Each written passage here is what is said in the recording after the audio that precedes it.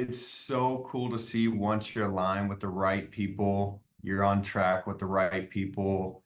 Everybody's on the same mission, get paid, get agents paid. The newest agent coming in, let's get them comfortable and confident in the system. This stuff that you can accomplish.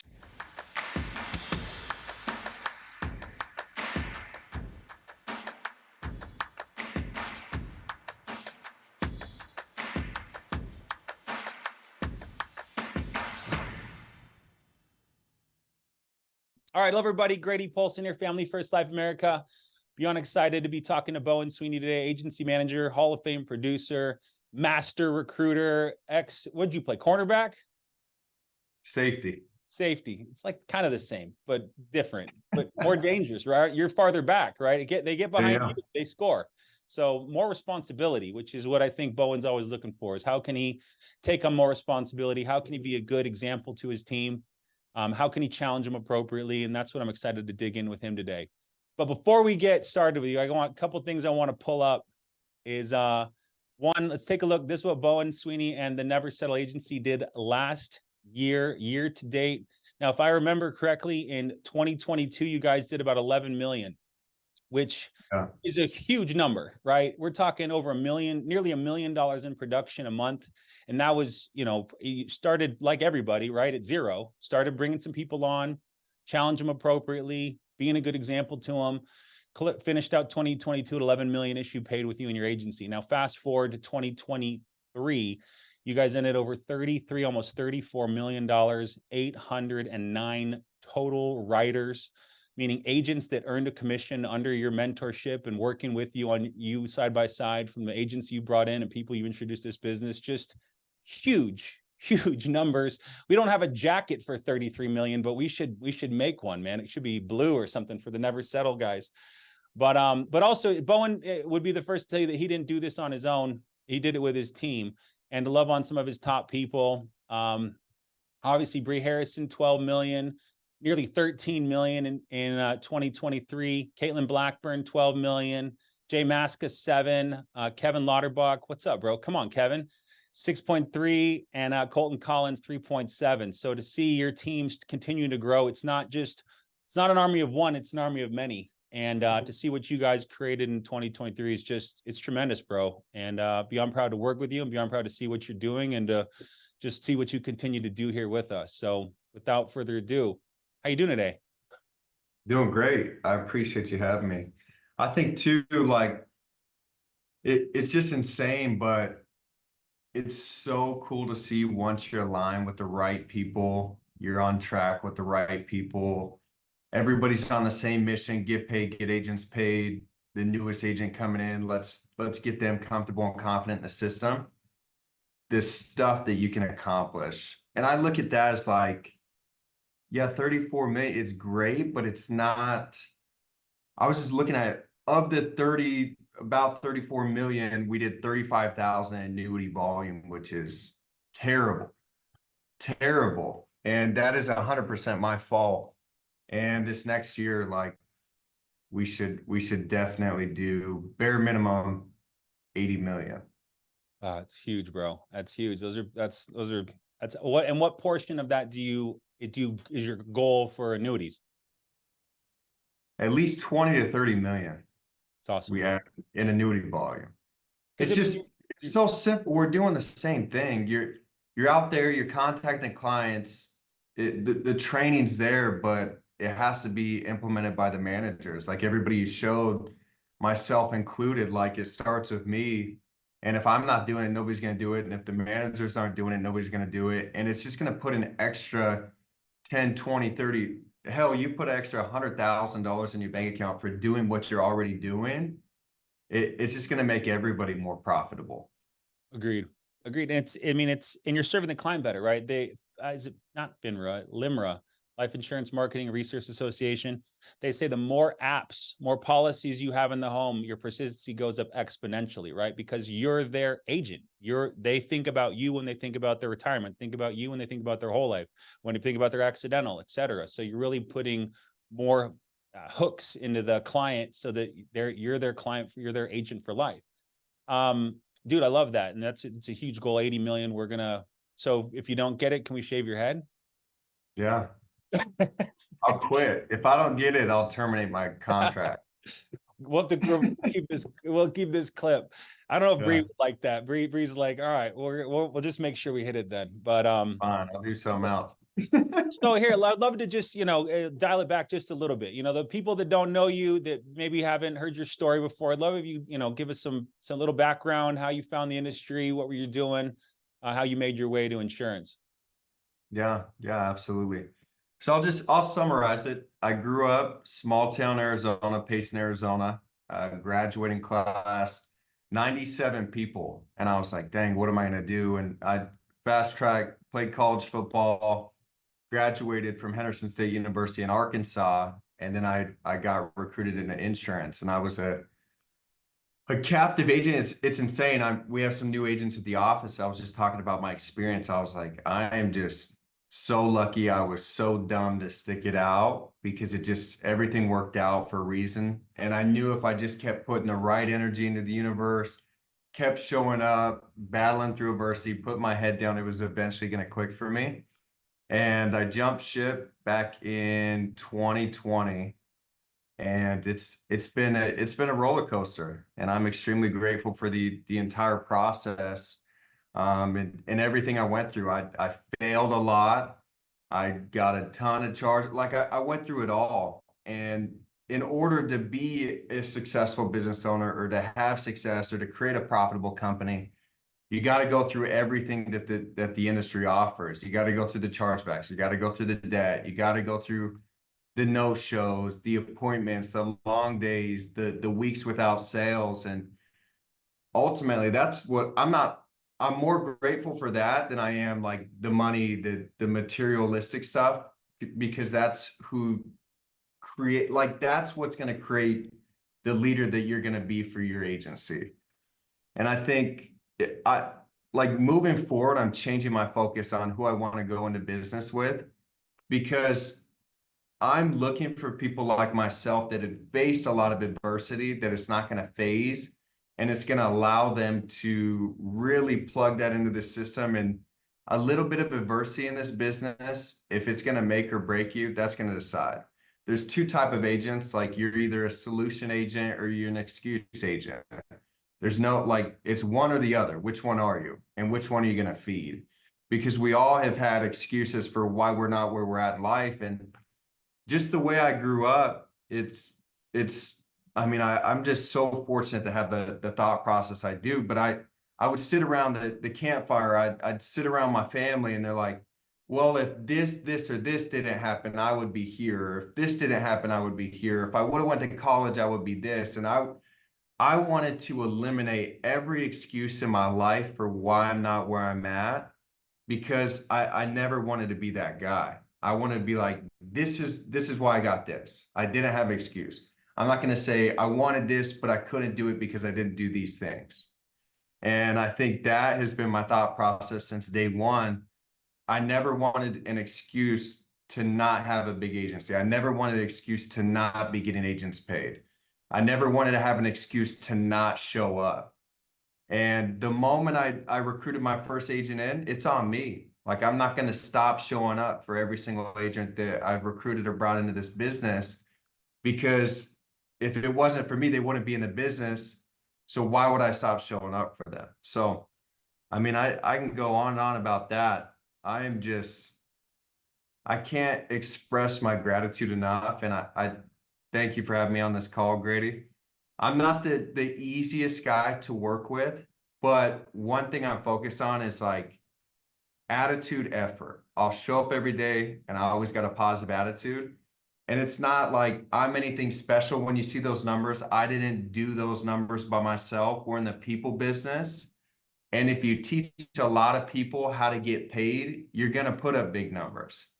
All that shows is that we got some of the best managers in the entire industry that know how to get people paid. Now it's like, how do we amp it up? What did you always want to build an agency, or did you think you just sell to be for a long time when you started seeing the initial numbers? I always wanted to build a business. I always did. I saw, even at my last company, I wasn't like, I wanted to be the top sales guy. I wanted to be the guy that could change the way people think. Like I could take in this broken individual, plug him into the system through a little bit of personal development, some good habits, teach them how to generate success, and then teach them how to duplicate themselves. That's good. And maybe that comes from your sports background, comes from the team camaraderie, the challenge. You know, guy drops the ball on a punt return, and do you kick him in the head, or do you tell him, hey man, it's the second quarter, we got a whole rest of the game, just don't drop it again. Like Yeah. it's kind of a kind of sports analogies that you get through. Next play What mentality. next play mentality? What are some of the things you do with your agents to get them up, running, rolling, and paid so fast? What are some of the kind of, if you got a checklist you go through? Yeah. What is that? Is it 10 hours, 2 hours, 24 hours? What are some of the things you guys do? I think the biggest thing for me is you have to get to know people before you start pushing them in business, because everybody's got different backgrounds. Everybody's going through different stuff. Everybody's at a different spot in life maybe than you are. So the biggest thing I do is I'll sit on there and I'll talk with them. I'll figure out what they want, their goals, where they're at financially, how much they want to make, why they actually want to do this. Because if you have a purpose, then we can hit on that purpose when it gets tough. If I'm just like, hey, come in, this is what you do, there's no connection, they don't feel like I'm their business partner. Because last thing I want you to think is I'm your boss. I'm not your boss. You're going to expect a lot out of me as your manager, your leader, your mentor, as I'm going to expect a lot out of you as my business partner, agent, and so forth. So like the first couple conversations is just goal setting, figuring out what you want to accomplish, what's your schedule like, how many hours can you commit to this. That's not going to be enough hours to write the amount you want to write. And I think one thing I am is extremely honest and transparent with people. I came from a company where they would tell me like, hey, you're doing so good, come get on this call. And I'm like, dude, I'm freaking broke. Why are you having me on this call? And I never want to do that over here. If people are broke, I'm going to tell you like, hey, dude, the work you're putting in, you're just going to go broke here. You're not going to figure it out. So I keep that same energy from the very first call. I let them know like, hey, I'm going to be extremely hard on you because I'm not like, yeah, maybe we become friends down the line, but you got into this, you trusted me to join this opportunity to make money. So I'm going to tell you everything that you need to hear in order to make money. So I set the tone right then and there, and we keep it the same throughout the entire year, 2 years, and so forth. So once they're ready to roll, then we're going to get them on, and I'm gonna run over products, explain the products. Because if you don't know the products and you don't believe in the products, it's going to be extremely hard to pitch the products. Like maybe you can free flow and figure it out and kind of BS through the process. But the better you know the products, the better you're going to be able to pitch it, the better you're going to be able to solve the client's problem. So we'll go over products. We're going to go over e-app, because the last thing you want to do is like, yeah, the script's the bread and butter. That's going to get you to the close, but the close is where you make money. The application, that's where you make money. So we got to get comfortable with asking the personal questions. So we're going to run through the application. You got to know how to fill out an application. You got to stay cool, calm, collective through the entire process. And then we're going to go over the objections, the main objections you're going to get. It's just like if we showed up to do some construction work and you have no tool belt, no tools in it.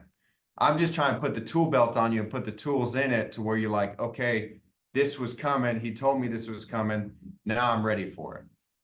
And then the second day is going to be, they're just going to be shadowing. They're going to be listening in. They're going to be hearing you run presentations.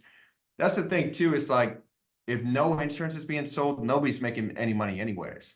And I was big on like, I played sports. I wasn't going to say, hey, do this drill. I was like, let me show you how to do this drill. And then you try to replicate what I just did. That's the same thing. I'm going to show you what I'm going to say on the phone, listen to this client.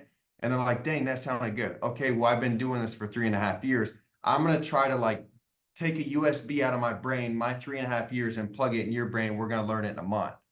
So you just have to be extremely coachable. You got to look for feedback. You got to take criticism. I think that's the biggest thing too. Is like empower people to get uncomfortable. That's what our entire squad does. Everybody on here, these people like Derek, Troy, D. Nilly, every single person on our squad wants to see you win if you're a new agent. because we were all that new agent. And we never want to get too big to forget about the newest agent because we know that feeling. We know like I'm anxious, I'm nervous, I'm scared to dial the phone. I'm uncomfortable unmuting. I don't even know these people. So that's where us as managers, we're not afraid to get on there, get hung up on, make a fool of ourselves to where you're more comfortable. And then you realize like, hey, this is just part of the job. Like it is what it is. Yeah. And I think our squad's very good at connecting with people in a sense of it's okay to fail. The goal is to fail. Like I tell them, hey, we're going to buy cheap leads. You're going to get your ass kicked for these first couple days because I want you to get every objection in the book. Once you know how to handle every objection, we're going to get some higher quality leads. But until then, we gotta get these reps in. It's just like if we were playing sports, you go out there, you're going to suck at first. Everybody sucks at first. But it's like how much time, effort, willingness, like energy are you going to put into this opportunity to get good at it? Everybody wants the 30K a month skill set. Okay, well, we don't have a skill set when we start, so we got to develop it. Do I know all the objections? Yes. Am I comfortable with the products? Yes. Am I comfortable with the application? Yes. Okay, well, let's just add on that. And then I think it's just a constant building of the mindset and the psychology of sales throughout that. So like the script, the products, the e-app, all that stuff's the foundation. Now let's get you opening up the client. Because a lot of the times, like we can get on the phone, you can close somebody down in 15 minutes, but did you actually build a connection? And I don't want to be a business where it's like turn and burn business. We're in the game of like the biggest book of business wins. How do you keep a big book of business? You got to build relationships with clients. We got to keep the clients on the books. Okay, well, maybe we got to spend more time than 15, 20 minutes on a call. I know that was like a hot thing these last couple of years. It's like, dude, I can call somebody in 15, 20 minutes. Okay, cool. Or how long are they going to stay on the books? And they're like, what do you mean? Well, like, do they know how you grew up? Do you know how they grew up? Do you know their family? Do you know how many siblings they have? And at the end of the day, we have to put ourselves in the client situation as well. I'm not going to trust somebody if I just give you my personal information. I know it's 40,000. But if it's like, I got to know you, I got to know your background, your family, I feel like you would go to war for me if the company doesn't pay out the claim. Yeah, they're going to buy from you, but they're not only just going to buy from you, they're going to stay on the books. I have a client that's literally commenting on some of my Instagram posts. I don't see a bow in your hand. I thought you were a hunter. I don't see a bow in your hand. And I'm like, dang, dude, this is what this business is about. It's about building relationships. And I think if we put the relationship first and we focus on the relationship, then it's going to create client retention. It's going to help with agent profitability. But in order to get to that point, we got to build a foundation. Solid, bro. So connection, then products, scripts, apps, then throw them in the fire. Now, so just for some like clarifying like questions, what are some of the things you're asking them on that kind of first getting to know them call that you can almost see are green flags or red flags, right? He or she's talking like this, or they're already saying this. We got to shake that mindset. And if they don't, it's going to be a hard road. Like, is there some like things you're looking for when you're first getting started, people that identifies you to go, oh man, this dude's locked in? Yeah. I'm very confident in my ability to get people to think different and to think bigger and to think like they deserve more. Because I think just the way society is wired is like just so minimalist. Like just get the 9 to 5 and live comfortable and paycheck to paycheck and eventually have a retire at 65. And I think completely different than that. And I think a lot of the times I just have to take a step back because that's the way I used to think. And I'm like, when did I start thinking different? So it was when I started asking myself questions. So just some good questions to ask is like, what's the biggest thing that you've went through in your life, like the hardest bits of adversity that you face, and how did you overcome it? I think that's a huge question as well. And then just asking people where they're at. How has it been working for your employer? Well, I hate it because I'm capped, or I hate it because I can't take a week off and have money to go on vacation, or just little things like that. And then it's like painting the picture that this isn't just a fast cash grab business. This is a business that you put in 1, 2, 3 years, this business will be massive and it'll pay you for your rewards. And then you'll have enough money to do whatever the heck you want. But in order to get there, like we got to go through all the little things and making the calls. So asking just adversity that you faced in your life, figuring out where you're at. Did you compete at some form, whether it was athletics, chess, tennis? I don't care.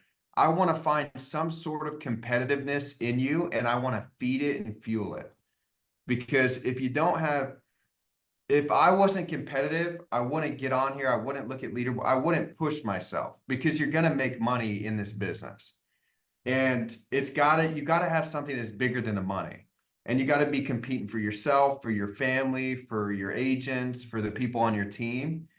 And if you have some sort of competitiveness, boom, that's a green light. Okay, cool. Let's get this man competing early and often. Let's find him a running mate. And I tell him like, hey, awesome.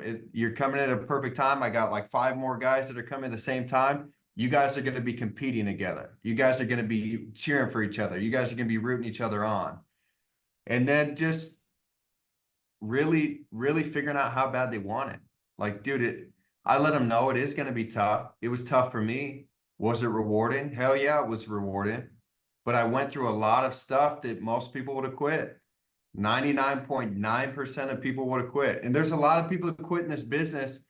And it breaks my heart because it's like, maybe I could say one more thing that could have clicked to where they could have figured it out. And it's just understand the business as a whole. I let them know like, dude, I'll commit to you as soon as you commit to this business. I'll commit to not letting you fail. And that's one thing I tell people too, is like, actions speak louder than words. And I let them know too, like right now, this business isn't real to you because all these numbers, they seem crazy. That's how it was for me.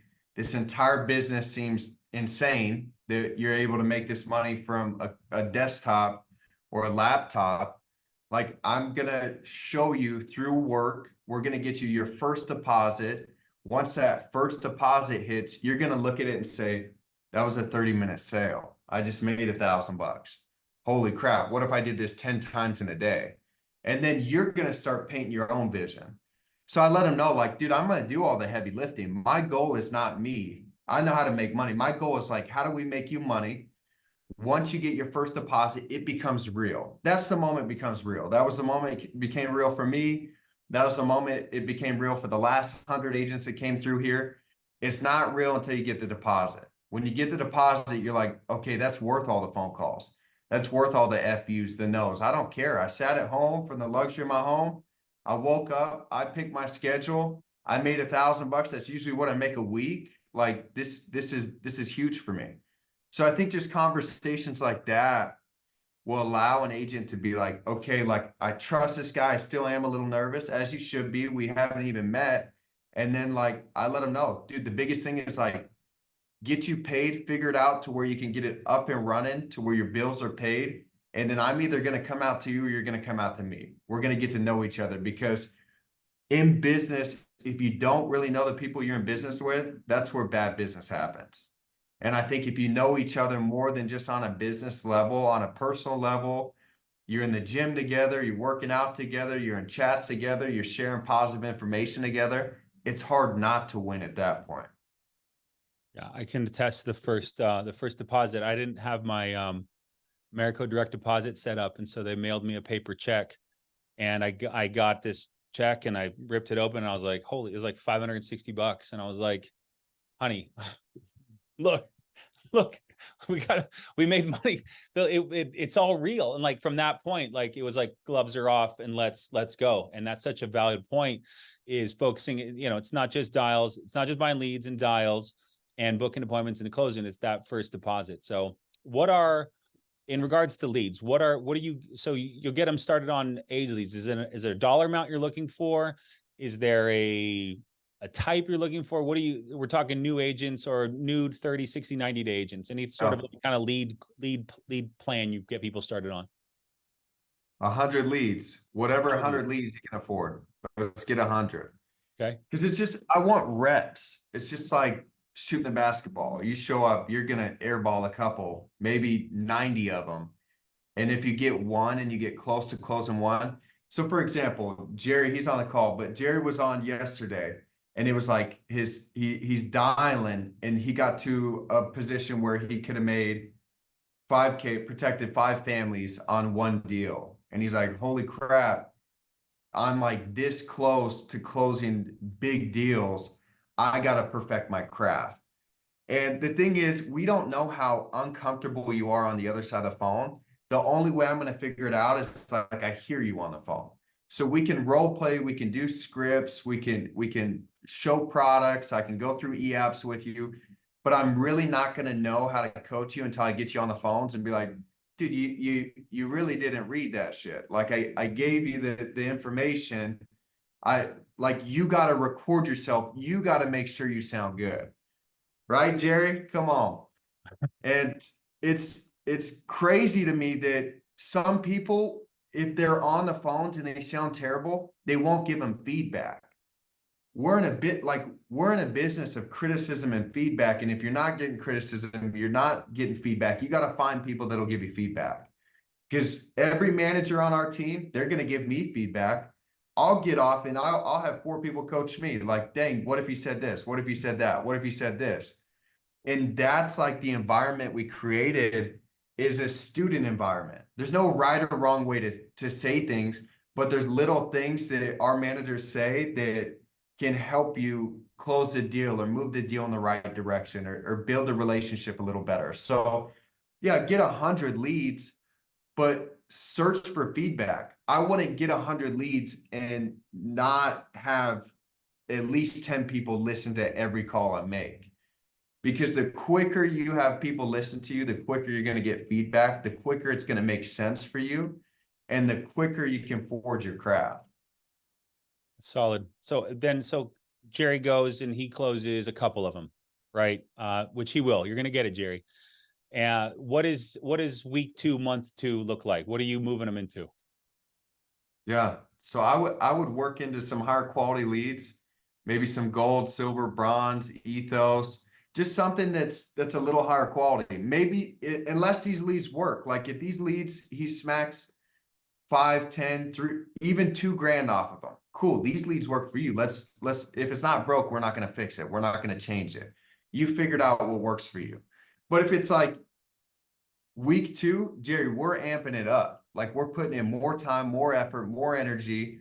We're going to get you independent as quick as we can. Last thing I want is like an agent to be dependent upon me to close a deal. So how do I get them independent? We got to get a lot of reps in. We got to get a lot of reps. We got to get a lot of feedback. We got to get a lot of criticism, and we got to create a schedule.